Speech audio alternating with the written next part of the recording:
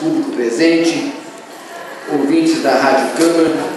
Senhor presidente, a minha vinda hoje, nesta noite, ela tem como objetivo porque o jornal Tribuna de Minas, no dia de ontem, de hoje, soltou uma matéria sobre perturbação do sossego. Poluição sonora de igrejas incomoda a vizinhança.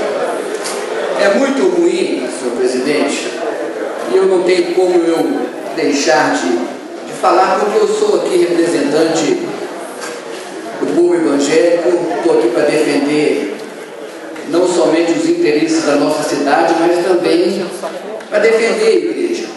É muito ruim a igreja receber esse título como uma instituição que está perturbando. Eu sei que existe sim os exageros, mas este exagero ele não está simplesmente nas nossas igrejas.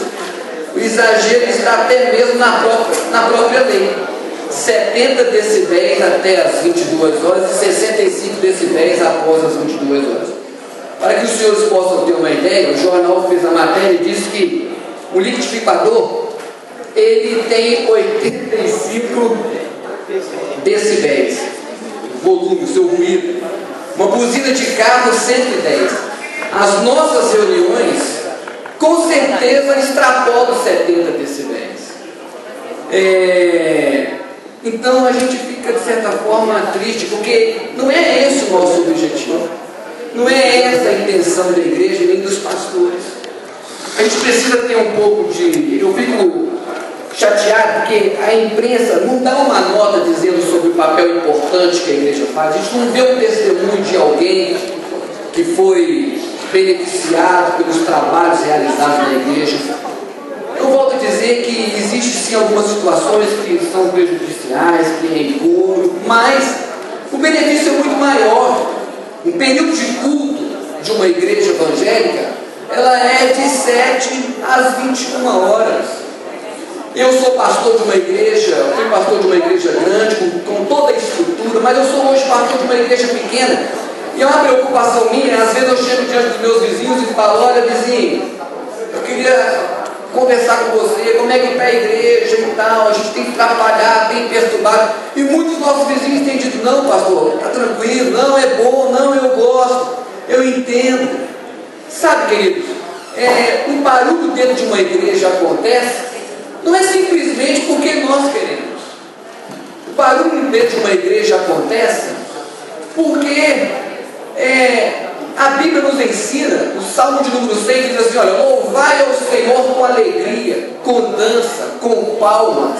O Salmo 150 fala: louvai ao Senhor com arpéio, com harpa, com adufes, com tambores. O que nós fazemos dentro das nossas igrejas é o que a palavra de Deus nos ensina. Quando nós nos reunimos para louvar a Deus.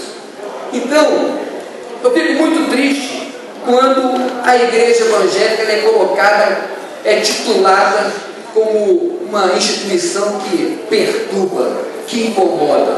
Não é esse o nosso objetivo. Quando nós torcemos para o nosso time, nós vamos ao estádio, ninguém fica quieto, ninguém fica parado, muito pelo contrário, nós ficamos os 90 minutos ali pulando, gritando, fazendo lola, fazendo aquela festa. Então nós, evangélicos, nós nos reunimos justamente para isso. Essa semana o nosso colega, o vereador João Joaninho, estava aqui fazendo no seu discurso a sua preocupação em relação hoje à juventude envolvida com as drogas. A gente percebe que poucos são os benefícios que as instituições religiosas recebem do governo. Nós hoje fazemos um papel que deveria ser o governo que estaria fazendo, mas nós vamos e realizamos vários trabalhos. O nosso objetivo através do Evangelho é recuperar um jovem drogado.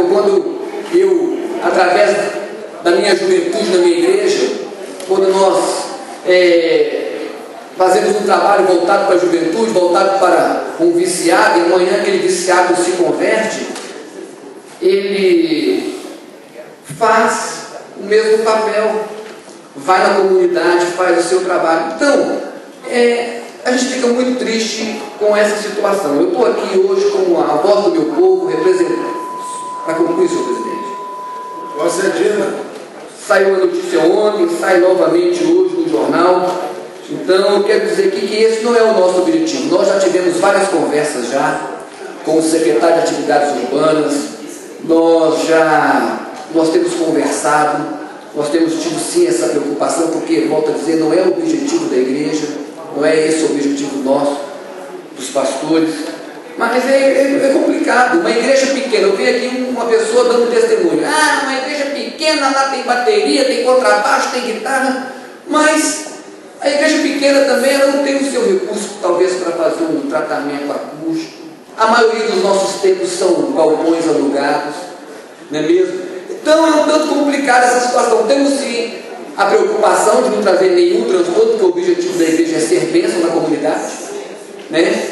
Mas a gente precisa, ter um pouco de cuidado. Eu quero dizer aqui, senhor presidente, que a Constituição, ela nos diz que no nosso país nós temos a liberdade de culto e o livre exercício da sua função.